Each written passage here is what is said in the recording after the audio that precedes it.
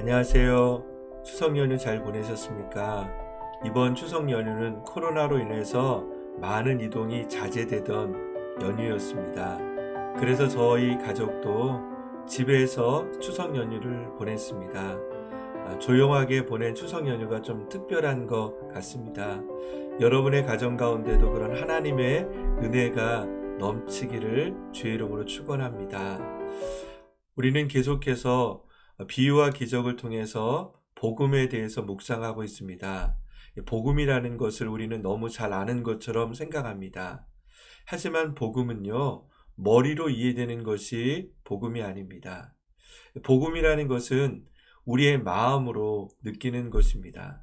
바로 일과를 통해 우리가 그것을 느꼈습니다. 복음은 우리의 마음의 밭에 따라 이해되는 것이 다르다라는 것이죠. 길가에 뿌려진 씨앗은 열매를 맺을 수가 없었습니다.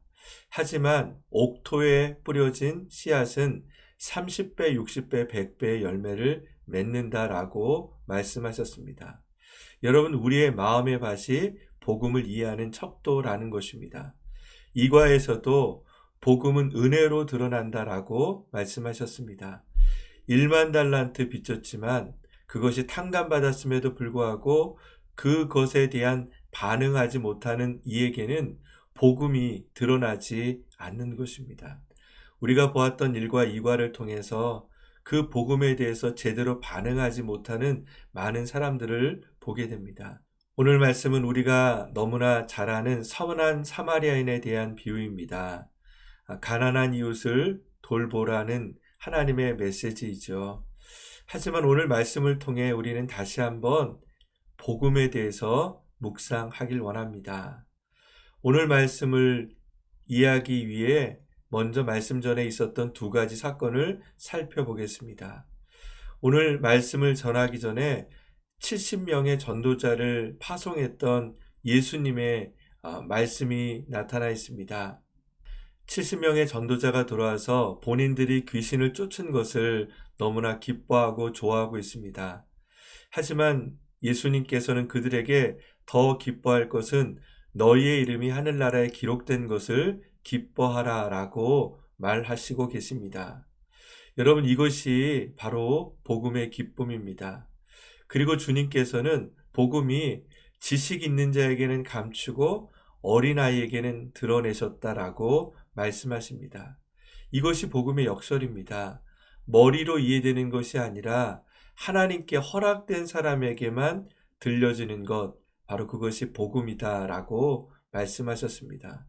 그리고 제자들을 따로 모으셔서 다시 말씀하셨습니다. 너희는 복되도다. 왜냐하면 많은 왕과 예언자들이 보고 싶었던 메시아를 너희는 보고 있기 때문이다 라고 22절, 23절 말씀에 들려주고 있습니다. 아마 이 제자들은 그 축복을 잘 이해하지 못했을 것입니다. 여러분, 이 복음의 기쁨을 안다라는 것, 이것이 얼마나 큰지를 예수님은 이 두 가지 사건을 통해 말씀하고 계십니다. 바로 그 이후에 이 율법학자와의 토론을 통해 선한 사마리아인의 비유를 들려주고 계십니다.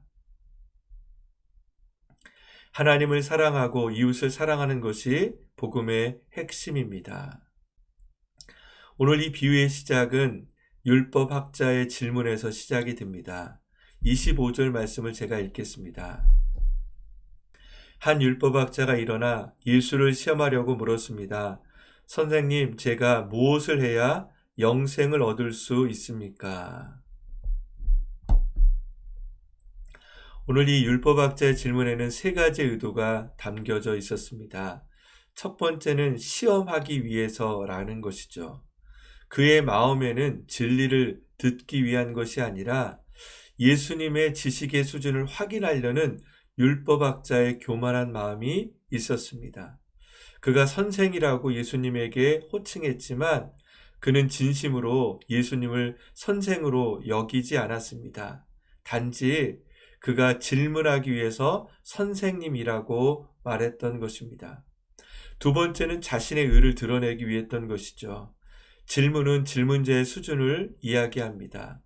이 질문을 통해서 그는 늘 영생을 추구하는 고고한 자기를 드러내기 위해서 이런 질문을 했던 것 같습니다.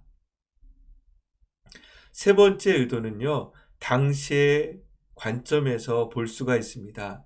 여러분, 영생이라는 것은 죽음 이후에 찾아오는 세계를 말하기도 하지만 당시에는요, 로마의 압제를 받고 있었던 시대였기 때문에 구원이라는 것은 그들이 해방받는 그 시대를 구원이라고 말하는 것입니다.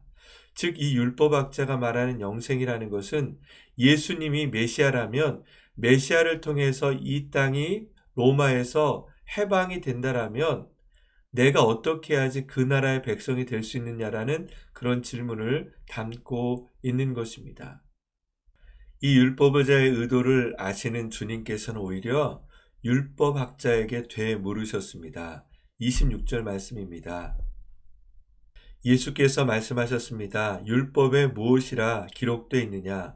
너는 그것을 어떻게 읽고 있느냐? 주님은 그가 율법학자인 걸 아시고 평생 율법과 함께 살았던 그의 삶을 존중하는 질문을 하셨습니다. 그럴 때 율법학자는 27절 말씀에 이렇게 말하고 있습니다. 율법학자가 대답했습니다. 내 마음을 다하고 내 목숨을 다하고 내 힘을 다하고 내 뜻을 다해 주 내 하나님을 사랑하라고 했고 또 내 이웃을 내 몸과 같이 사랑하라고 했습니다. 오늘 이 율법학자의 말은 우리가 너무나 잘 아는 신명기 6장 5절 말씀과 레위기 19장 18절 말씀을 연관해서 대답하는 것입니다. 이 율법학자의 질문에 대해서 예수님은 잘했다라고 말씀하십니다. 그의 의견을 반대하지 않으셨습니다. 오히려 율법의 견해에 동의하셨습니다. 28절 말씀에 보면 예수님은 내 대답이 옳다. 그대로 행하면 내가 살 것이다 라고 말씀하셨습니다. 여러분, 주님께서 전하셨던 복음은 당시의 율법학자의 의견과 다르지 않았습니다. 그럼에도 불구하고 많은 바리새인과 율법학자들은 예수님을 공격하며 예수님의 말씀을 거부했습니다. 하지만 오늘 예수님의 대답처럼 예수님의 말씀은 오히려 율법을 완성하러 오셨다라고 말씀하십니다. 여러분, 복음과 율법은 다른 것이 아니라 같은 것이죠. 하나님을 사랑하고 이웃을 사랑하는 것이 율법과 복음의 핵심입니다. 이웃을 사랑하라는 것은 공유를 베풀라는 뜻입니다. 예수님과 율법학자의 대화가 끝날 수도 있었지만 율법학자는 또 하나의 질문을 합니다. 29절 말씀입니다. 그런데 이 율법학자는 자신이 옳다는 것을 보이려고 예수께 물었습니다. 그러면 누가 제 이웃입니까? 율법학자는 자신의 옳음을 말하고 싶었습니다. 그래서 그는 누가 내 이웃이냐라는 질문을 합니다. 율법학자는 누가 자기의 이웃인지 율법을 연구하면서 잘 알고 있었습니다. 아마 그가 생각하는 이웃은 유대인들, 자기 동포들이었을 것입니다. 하지만 그는 그것을 물어봄을 통해서 자기 자신을 드러내길 원했던 것이죠. 바로 그런 그에게 들려준 이야기가 선한 사마리아인의 비유입니다. 실제로 예루살렘과 여리고로 가는 길에는 강도들이 많았다고 합니다. 그런데 이 비유를 통해 예수님은 율법학자에게 누가 너의 이웃이냐라고 말한 것이 아니라 먼저 너가 그 사람의 이웃이 되라라고 말씀하고 있습니다. 예수님은 그 강도 만난 사람이 유대인인지 사마리아인지가 중요하지 않으셨습니다. 그저 도움이 필요한 사람에게 이웃이 되라라고 말씀하고 있습니다. 그런데 이 길은 예루살렘으로 가는 길이기 때문에 유대인일 확률이 더 많을 것입니다. 하지만 주님은 유대인과 사마리아인을 구분하지 않고 도우라고 말씀하십니다. 바로 오늘 이 비유에 율법학자와 같은 사람이 나옵니다. 그들은 제사장과 레위인이었습니다. 31절과 32절 말씀 읽겠습니다. 마침한 제사장이 그 길을 내려가는데 그 사람을 보더니 반대쪽으로 지나갔다. 이와 같이 한 레위 사람도 그곳에 이르러 그 사람을 보더니 반대쪽으로 지나갔다. 오늘 이 제사장과 레위인은 율법학자처럼 하나님의 말씀을 너무나 잘 알던 사람들이었습니다. 왜 그들이 이 강도 만난 사람을 피했을까요? 먼저는 강도가 나타날까봐 두려워서 그럴 수도 있겠죠. 하지만 피해 관점에서 보면 피를 만지는 건 부정하기 때문에 만약에 제사를 지내러 가던 제사장이라면 제사라는 이유로 피했을 것입니다. 어떤 자기 일을 위해서 피하는 사람을 말할 수 있겠죠. 하지만 정말로 중요한 것은 이웃과 가족의 관점으로 그 사람을 보지 않았다라는 것입니다. 강도 만난 사람이 자기의 이웃이고 자신의 가족이라는 생각을 하지 못했기 때문에 그들은 쓰러진 사마리아인을 피해서 다른 쪽으로 갔던 것 같습니다. 그런데 이 강도 만난 이를 도운 사람은 사마리아인이었습니다. 그런데 그는 아이러니컬하게도 오늘 율법학자와는 전혀 다른 사람이고 오히려 이 율법학자가 경멸하고 무시하던 이방인이었습니다. 왜냐하면 율법을 가장 모르는 사람이기 때문입니다. 33절에서 35절 말씀을 읽겠습니다. 그러나 어떤 사마리아 사람은 길을 가다가 그 사람이 있는 곳에 이르러 그를 보고 불쌍한 마음이 들어 가까이 다가가 상처에 기름과 포도주를 바르고 싸맸다. 그러고는 그 사람을 자기 짐승에 태워 여관에 데려가 잘 보살펴 주었다. 이튿날 사마리아 사람은 여관 주인에게 2데나리온을 주며 저 사람을 잘 돌봐주시오. 돈이 더 들면 내가 돌아와 갚겠소라고 말했다. 만약에 제사장과 레위인이 두려워했다라면 사마리아인도 두려웠을 것입니다. 하지만 그는 자기의 시간을 들여 그를 돕고 있습니다. 심지어 2데나리온의 돈을 주어 그를 치료하도록 돕고 있습니다. 이 2데나리온 정도라면 여관에서 한 2주 정도 묵을 수 있는 시간이기도 합니다. 왜 그가 그렇게 했을까요? 바로 33절 말씀처럼 그의 마음속에 궁휼한 마음이 있었기 때문입니다. 그는 율법을 알지 못했지만 그는 자신의 궁휼한 마음을 통해서 그 소람을 돕고 있는 것을 보게 됩니다. 오늘 예수님이 들려준 비유를 통해서 우리는 율법과 복음 모두 하나님과 이웃을 사랑하는 것을 배웠습니다. 하지만 율법학자에게는 한계가 있었습니다. 그는 율법대로 이웃을 사랑했고 그 사랑이 아마 철저했을 것입니다. 하지만 율법의 대상이 되지 않는 사람은 철저하게 사랑하지 않았던 것이죠. 반면에 이 이방인은 율법을 알지 못했습니다. 그러나 그의 사랑에는 차별이 없었고 그의 마음속에 있는 긍휼로 누군가를 돕고 있습니다. 여러분, 복음이 바로 이런 것이 아닐까요? 복음은 영혼을 향한 긍휼한 마음이 있는 것입니다. 단지 말씀에 나온 사람만을 사랑하는 것이 아니라 그 복음의 정신은 율법의 정신을 따라서 한 영혼을 사랑하는 아버지의 마음으로 사랑하는 것이죠. 이 예수님의 비유는 율법을 근거로 선민의식이 있는 유대인들에게 자신을 돌아볼 수 있는 좋은 비유였습니다. 사실 오늘 이 2 사마리아인의 비유는 우리에게는 너무나 귀한 교훈이며 가난한 사람을 도우라는 하나님의 말씀이지만 당시 유대인들에게는 충격적인 말이었습니다.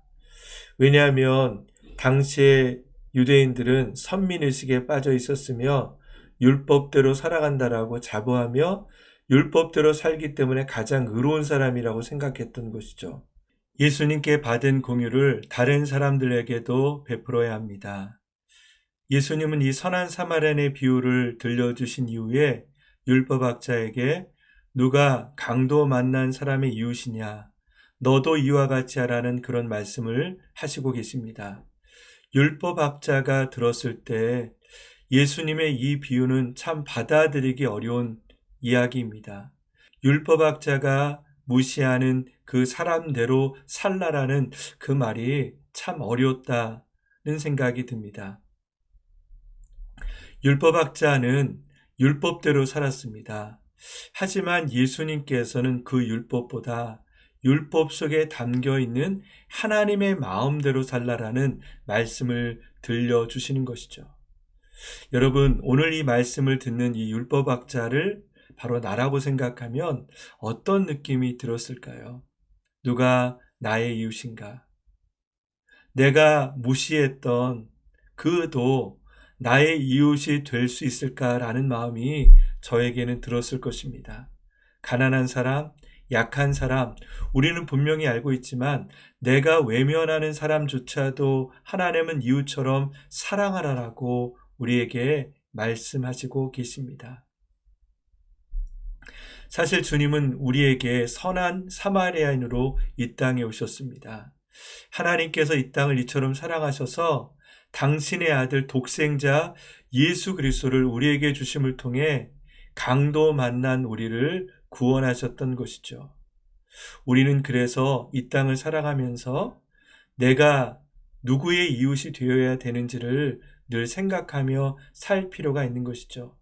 단순하게 마음으로 느끼는 것이 아니라 내 행동을 통해서 그를 돕는 것이 필요하다는 것입니다.